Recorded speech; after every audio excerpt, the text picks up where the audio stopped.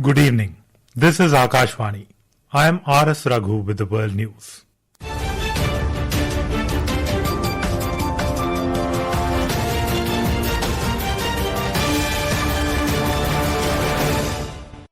The headlines. 47 people killed and several buildings collapsed after 7.4 magnitude earthquake shakes Western Colombia. Indian envoy Dinesh Trivedi meets Bangladesh Prime Minister Tariq Rahman in Dhaka. Discussions focused on enhancing bilateral partnership across several sectors. Typhoon Dolphin brings heavy rain and flooding in eastern China. Hundreds of thousands of people evacuated. Ukrainian drone attack on oil hub in Russia's Tatarstan region kills 13 people. And FIH Hockey World Cup 2026 begins later this week with new format as quarterfinals are scrapped.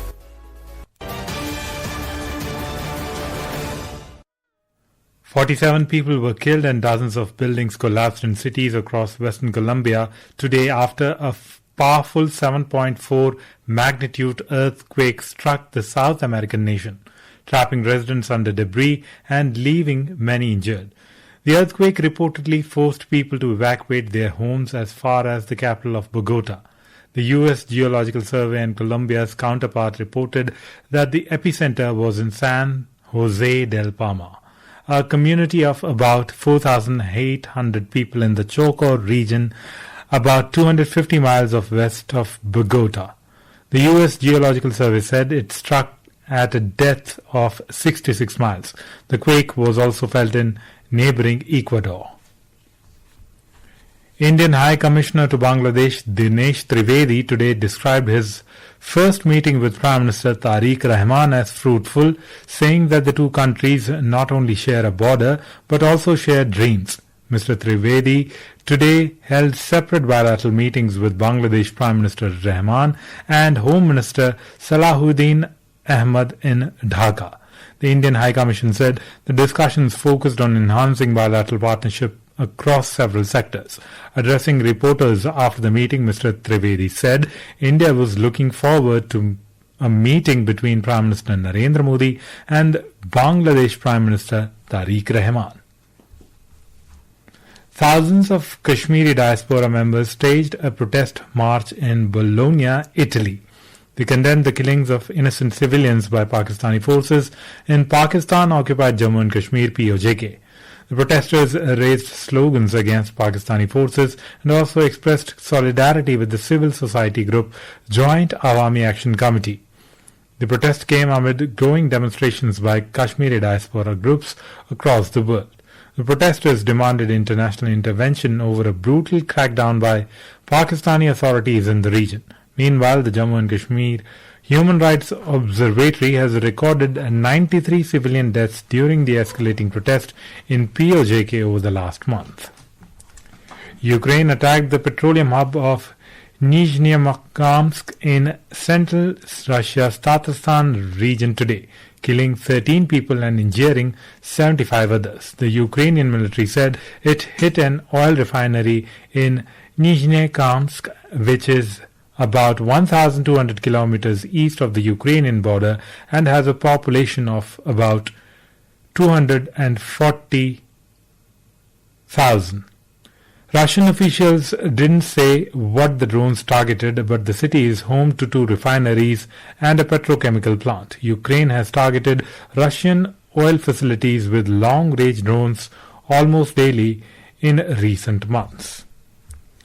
Iranian Foreign Ministry spokesperson Ismail Baghei said today that the Strait of Hormuz will not reopen until the U.S. continues its naval blockade against Iran. Addressing a weekly press briefing in Tehran, Baghei said that the Strait of Hormuz was closed due to the U.S. and Israeli military aggression against Iran. He emphasized that the reopening of the waterway relies on the condition enforced on Iran and the Strait of Hormuz by the U.S. and Israeli authorities. Baghei mentioned that the talks between Iran and Oman over a shipping route is a bilateral matter which involves two nations. Earlier, Iranian Foreign Minister Sayyid Abbas Araghchi stated that there are currently no ongoing negotiations with the United States. UN Special Envoy for Yemen Hans Grundberg today expressed deep concern over recent attacks by the Houthi group on the Yemeni government-led city of Moqeh, warning that the military escalation could push Yemen back towards full-scale conflict. In a statement, Grundenberg said the attacks on Moqeh reportedly caused civilian and military casualties and damaged infrastructure, including facilities at the city's port. The UN envoy called on the parties to exercise maximum restraint and work with his office on concrete measures to de-escalate tensions.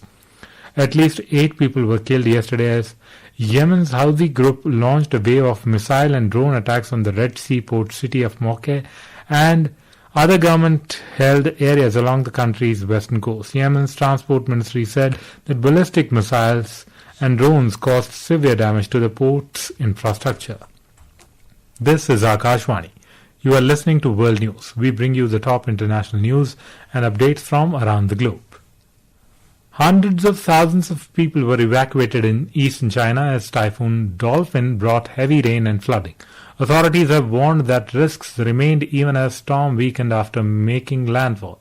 According to the National Meteorological Center NMC, Dolphin, the 13th typhoon of the year, made 2 landfalls in Zhejiang province yesterday. A report.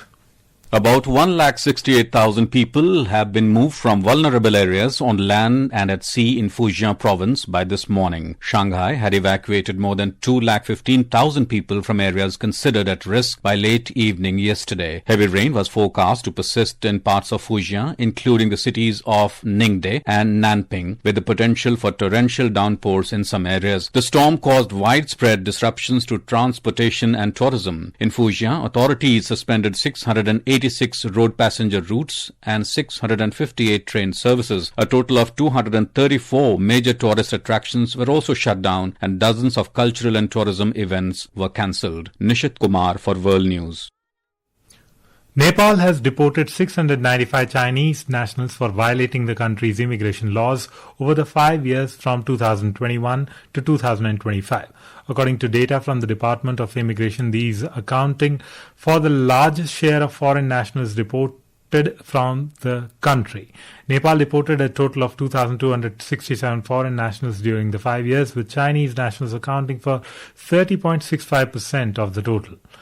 Citizens of the United States ranked second in terms of deportation during the 5 years, with 191 nationals deported, while Bangladesh ranked third with 145 deportations. Citizens of the United Kingdom and Pakistan ranked fourth and fifth, respectively, in terms of the number of their nationals expelled from Nepal during the period. The FIH Hockey Men's and Women's World Cup 2026 will feature a revamped competition structure with the traditional quarterfinal stage scrapped and the top 2 teams from each of the 2 crossover pools advancing directly to the semi-finals. Belgium and Netherlands jointly host the tournament from August 15 to 30. The new format means teams will have little margin for error from the outset, with results from the opening pool stage potentially carrying over into the next phase. India's men have been drawn alongside England, Pakistan and Wales in Pool D, while the Indian women will face China, England and South Africa in their Pool D campaign.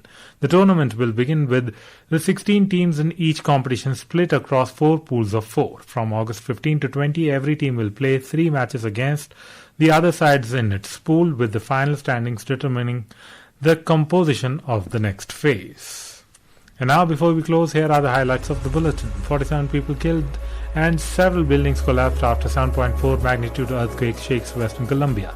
Indian envoy Dinesh Trivedi meets Bangladesh Prime Minister Tariq Rahman in Dhaka. Discussions focused on enhancing bilateral partnership across several sectors.